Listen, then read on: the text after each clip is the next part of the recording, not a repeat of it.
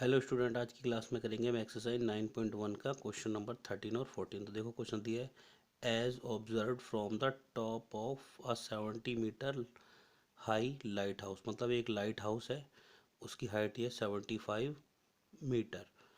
अब जब हम उससे देखते हैं उसके टॉप से, तो क्या कह रही हैं, फ्रॉम द सी लेवल, मतलब ऊपर से नीचे समुद्र के लेवल पर, the angle of depression of the two ships are 30 degree and 45 degree. If the ship is exactly behind the other on the same of the lighthouse, find the distance between the two ships. मतलब कहने का मतलब ये, कोई light house है 75 metre का, उससे हम देखते हैं समुद्र की तरफ, तो हमें दो शिप दिखाई दे रहे हैं और दोनों एक दूसरे के पीछे, और एक से हमारा 30 डिग्री का एंगल बन रहा है और एक से 40 का। और कौन सा बन रहा है? Depression, angle of depression. तो देखो इसके लिए पहले हम क्या करना पड़ेंगे, हम एक लाइट हाउस को हम लाइट कर लेते हैं। मान लो ये हमारा लाइट हाउस हो गया, इसकी 75 मीटर हाइट है। अब देखो इसका जो हॉरिजॉन्टल होगा यही तो होगा हमारा ऊपर। अब यहाँ की इसके टॉप से हम ऑब्जर्व कर रहे हैं, मान लो इसका लेवल सी का यहाँ है, और वहाँ से हम देखते हैं तो हमारा एंगल ऑफ डिप्रेशन ये बन रहा है कितना, 30 डिग्री। ये जो हमारा ये होगा ये हॉरिजॉन्टल हो जाएगा हमारा सी लेवल से। अब इसके बाद ये क्या कह रहे हैं, टू शिप से पहला शिप तो ये आ गया, उसके बाद हम देखते हैं इन्होंने कहा एग्जैक्टली एक दूसरे के पीछे। मान लो दूसरा शिप यहाँ है, तो उसका भी एंगल ऑफ डिप्रेशन ये बनेगा यहाँ से, वो कितना बन जाएगा हमारा 45 डिग्री। चाहो तो इसको यहाँ से भी दिखा सकते हो और ये यहाँ से भी। अब इसके हमने मान लेना ए बी सी डी। तो हमें इस क्वेश्चन में find the distance between the two ships बोला ना, यानी ए शिप है हमारा और एक बी शिप है, इसके बीच में जो डिस्टेंस हमें ये फाइंड करनी है, और ये हमारा लाइट हाउस है। तो जो जो इन्फॉर्मेशन है वो लिख लेते हैं। लिखो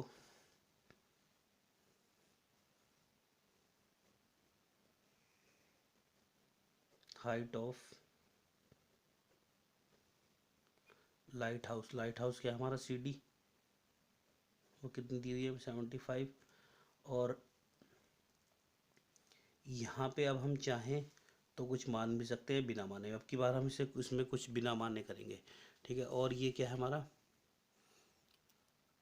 ए and B are two ships, यहाँ लिख दो A and B are two ships. ये हो गई हमारी चीज़। अब हमारे को पहले ये ट्रायंगल लेना है बी सी डी, तो यहाँ लिखो इन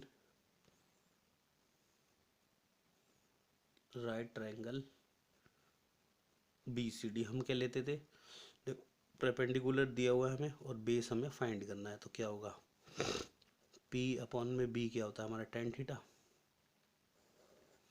तो देखो पी की जगह हम पहले क्या लिख लेंगे, परपेंडिकुलर सी डी, और अपॉन में कितना आ जाएगा, बी सी। ये क्या होता है हमारा, टेन थीटा। अब सी डी हमें दिया हुआ है 75, बी सी हमने अब की बार कुछ नहीं माना, तो बी सी को बी सी रहने दो। चाहो तो मान के भी कर सकते हो, यहाँ एक्स या वाई ले लो, जो मर्जी ऐसे मर्जी करो। टेन, अब हमने यहाँ पे इसलिए नहीं माना क्योंकि हमने पिछले क्वेश्चनों में यहाँ एक्स वाई मान के करे हुए हैं, ताकि ये बिना ऐसे भी कोई बच्चे को दिक्कत ना हो, ऐसे भी सीख सके। अब देखो टेन ये आ गया, थीटा की जगह हम कितना लिखेंगे, 45 डिग्री। अब टेन 45 डिग्री की वैल्यू होती है 1। तो देखो यहाँ पे हम लिखेंगे 75, बी सी इक्वल टू 1, इसके नीचे 1 लगा के क्रॉस मल्टीप्लिकेशन कर देंगे, तो हमें जो बी सी मिल जाएगा वो मिल जाएगा 75। तो ये एक ट्रायंगल आ गया हमारा। अब हमने देखना है ये ए सी डी, तो यहाँ लिखो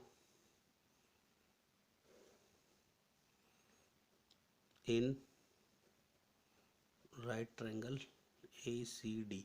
तो इसमें भी वही होगा, पी अपॉन में बेस, तो पी हमारा क्या है, यानी सी डी अपॉन में बेस लेंगे अब की बार पूरा ए सी, और कितना आ जाएगा, टेन थीटा। अब सी डी कितना है हमारे पास, वो 75 है।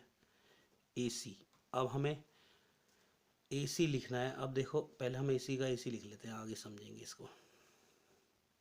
टेन का टेन, थीटा की जगह कितना आ जाएगा, 30 डिग्री। अब टेन 30 डिग्री की वैल्यू होती है 1 अपॉन में √3, तो यहाँ पुट कर देते हैं पहले। क्रॉस मल्टीप्लिकेशन करो, AC इक्वल टू आ गया 75√3। अब हमें देखो क्वेश्चन में हमें फाइंड करना है AB। अब हमें AB कैसे मिलेगा, यहाँ देखो हमें AB ऐसे मिलेगा, अगर हम पूरे में से AC में से BC माइनस कर दें तो हमें क्या मिल जाएगा, AB। तो अब देखो AB हमें फाइंड करना है, इसको तो भूल जाओ, इक्वल टू AC। अब AC हमने कितना निकाला हुआ है यहाँ 75√3 और माइनस BC चाहिए, BC कितनी है हमारे पास 75। अब इसमें देखो कॉमन क्या है, 75 कॉमन है, कॉमन ले लिया, अंदर क्या बचा √3, यहाँ कितना बचा 1। तो ये आ गया हमारा AB। तो इन दोनों कारों के बीच में जो डिस्टेंस है वो 75 ब्रैकेट के अंदर √3 माइनस 1। अगर क्वेश्चन में यहाँ पे √3 की वैल्यू दी हो तो वो पुट कर देना और 1 माइनस करके 75 से मल्टीप्लाई कर देना है। देखो 14 क्वेश्चन दिया हुआ, a 1.2 metre tall girl spot a balloon moving with the wind in a horizontal. मतलब एक 1.2 मीटर लंबी एक लड़की है, वो एक बैलून को देख रही है उड़ते हुए या विद द विंड, जो कि किसकी जगह से उड़ रहा है, हवा की वजह से, और इन हॉरिजेंटल लाइन, कैसे जा रहा है, हॉरिजेंटल लाइन में जा रहा है, at the height of 88.2 metre. ये हाइट दी, ये हमें यहाँ पे डायग्राम दिया हुआ है, अभी हम इसको समझ रहे हैं फिर अपने आप बनाएंगे। From the ground and the angle of elevation of the balloon from the eyes of the girl. मान ली यहाँ पे लड़की खड़ी हुई है, वो इसकी आँख से जो एंगल ऑफ एलिवेशन बन रहा है वो कितना बन रहा है 60 degree. After some time the angle of elevation reduce to 30 degree. अब इसके बाद वो कितना हो गया 30 डिग्री हो गया। Find the distance travel by the balloon during the interval. अब देखो इंटरवल कहाँ आएगा हमारा, यहीं तो आया, इसके बाद जब 60 डिग्री का एंगल बन गया उसके बाद आया इंटरवल। अब हम इसको बनाते हैं, देखो सबसे पहले इन्होंने क्या था, हमारे को सबसे पहले 88.2 मीटर एक क्या है हमारे पास हाइट पे उड़ रहा है ना हमारा बैलून, तो यहाँ पे लिख लो पहले हाइट सीधी सीधी, ये हो गई 88.2। अब यहाँ पे हमने देखना है एक यहाँ पे ऑब्जर्वर जो हमारे को बताया गया लड़की को, ये इसकी हाइट कितनी दी हुई है 1.8। मान लो ये इसकी आइज़ है, इस तरीके से बना देते हैं। यहाँ इसकी आँख से जो हमारा एंगल बन रहा था वो कितना बन रहा था, एंगल ऑफ एलिवेशन 30 डिग्री, इस तरीके से। कितना बन रहा है यहाँ पे एंगल 60 डिग्री बन रहा है, तो ये हमने 60 डिग्री बना लिया। उसके बाद इन्होंने कहा है थोड़ी देर के बाद क्या हुआ, इंटरवल के बाद ये एंगल हमारा रिड्यूस हो गया 30 डिग्री। तो मान लो ये यहाँ से रिड्यूस होगा 30 डिग्री से, कुछ इस तरीके से हो जाएगा, यहाँ आ गया ये, मान लो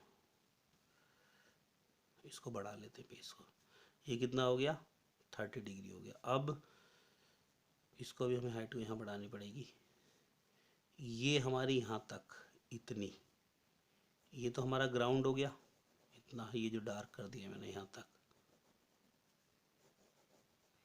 तो हमें इतनी हाइट तो अब लेनी नहीं है, पूरी 88 पॉइंट थी ना यहाँ पे, ये 88.2 थी, तो अब हम इसमें 88.2 नहीं लेंगे, हम इसमें लेंगे इसको माइनस करके 1.2 को, जो हाइट की गर्ल थी। अब देखो यहाँ पे पहले नाम रख लेते हैं हम इसको, A B C D और इसका नाम रख दो E। अब यहाँ पे लिखेंगे हम जो हम CD लेंगे, CD वो हम अब लेंगे 88.2 माइनस 1.2 यानी 87 मीटर। अब हमें जो हाइट यहाँ पे फाइंड करनी है वो हमें फाइंड करनी है यहाँ पे B के बाद जो इंटरवल आया था ना, हमें BC फाइंड करना है। इसमें हमें यहाँ लिख लो BC क्या, हमें क्या करना है फाइंड करना है। तो देखो हम पहले ये वाला ट्रायंगल ले लेते हैं, फिर उसके बाद उसे सॉल्व कर लेंगे। तो देखो यहाँ इसका नाम क्या A, इसको सही से लिख लो, ये B है और ये E, तो यहाँ लिखो इन राइट ट्रायंगल ABD। हम वही करेंगे, P अपॉन में B लिखेंगे और वो क्या हो जाएगा हमारा tan थीटा के बराबर हो जाएगा। तो P कितना है हमारा 88.2 नहीं लेना, अब लेना 87, तो पहले इसका नाम लिख लो BE, BE अपॉन में कितना आ जाएगा AB और ये आ जाएगा tan थीटा। BE की जगह हम कितना लिखेंगे 87, अपॉन में ए बी को ए बी रहने दो, हमने ए बी को कुछ भी नहीं माना यहाँ भी। टेन का टेन, थीटा की जगह क्या पुट कर देंगे हम 60 डिग्री। अब टेन 60 डिग्री की वैल्यू होती है √3, तो यहाँ हम पुट कर देंगे 87 अपॉन में A B equal to √3 upon में 1 लगा के क्रॉस मल्टीप्लिकेशन कर दो। तो यहाँ हमारे पास क्या आ गया, √3 AB इक्वल टू 87, और हम यहाँ ए बी की अगर वैल्यू निकालना चाहें तो 87 डिवाइडेड बाय √3, ये हो गया। अब हम देखते हैं इसमें दूसरा ट्रायंगल कौन सा है, वो ना ACD। तो यहाँ लिखो इन राइट ट्रायंगल ACD, वही होगा हमारा।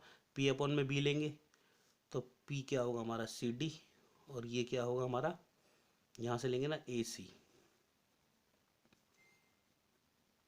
tan theta. अब CD कितना हमारा 87, AC कितना ले रहे हैं हम, AC को अभी AC लिखो, tan का tan, थीटा की जगह हम कितना पुट कर देंगे 30 डिग्री। अब tan 30 डिग्री की वैल्यू होती है 1 अपॉन में √3, तो यहाँ पुट कर दो वैल्यू, क्रॉस मल्टीप्लिकेशन करें तो AC हमें कितना मिल गया 87 √3, ये चीज़ आ गई। अब हमें फाइनली फाइंड करना था BC, तो अब देखो BC कैसे फाइंड करेंगे ये चीज़ देखते हैं हम। देखो यहाँ हमें निकालना है BC निकालने के लिए हम क्या करेंगे, AC में से AB को माइनस कर देंगे, यानी AC माइनस AB, मतलब इस पूरे में से हम इतना घटा दे तो वो मिल जाएगा। तो देखो BC हम फाइंड कर रहे हैं, तो ख़त्म काम। AC कितना है हमारे पास 87 √3 माइनस AB कितना है हमारे पास 87 √3। अब इसको चाहो तो कॉमन लेके सॉल्व कर दो, या इसे एलसीएम ले लो सीधा सीधा। तो हम इसे एलसीएम लेके सॉल्व करते हैं, ये आ गया √3, इससे इसको डिवाइड किया √3 आया, √3 की मल्टीप्लाई जब √3 से करेंगे तो 3 मिलेगा, और साथ में 87 है तो यहाँ लिख देंगे हम 87 मल्टीप्लाई 3 और माइनस, देखो √3 से √3 को डिवाइड किया 1 आया, 1 की मल्टीप्लाई करिए 87 तो 87। अब चाहो तो 87 को 3 से मल्टीप्लाई कर लो फिर माइनस कर दो, या 87 हमने ले लिया कॉमन, अंदर कितना बचा 3 माइनस यहाँ आ जाएगा 1 अपॉन में कितना √3, तो ये कितना मिल गया हमें 87 मल्टीप्लाई 2 अपॉन में √3। अब ये अभी हमारा कंप्लीट क्वेश्चन नहीं है, ये जो √3 आ गया ना इसे हम रेशनलाइज कर देते हैं, इसको हम करते हैं यहाँ। देखो अब ये 87 मल्टीप्लाई 2 √3 मल्टीप्लाई, देखो √3 से हमने रेशनलाइज कर दिया। अब हमें पता है इसको हम अभी ऐसे ही लिख रहे हैं 87 मल्टीप्लाई 2 √3, √3 करे तो 3। अब देखो यहाँ से इसे कैंसिल करते हैं, 3 2 जा 6, 2 बचा, और 3 9 जा 27, 29 को हम 2 से मल्टीप्लाई कर लेंगे बस, 9 2 जा 8, ओ 9 2 जा 18, कैरी 1, 2 2 जा 4 और 1 5, 58.√3 ये आ गई हमारे पास वैल्यू। तो इस वीडियो में हम ये दो ही क्वेश्चन देखेंगे, बाकी बचे हुए क्वेश्चन हम अपने अगले पार्ट में करते हैं।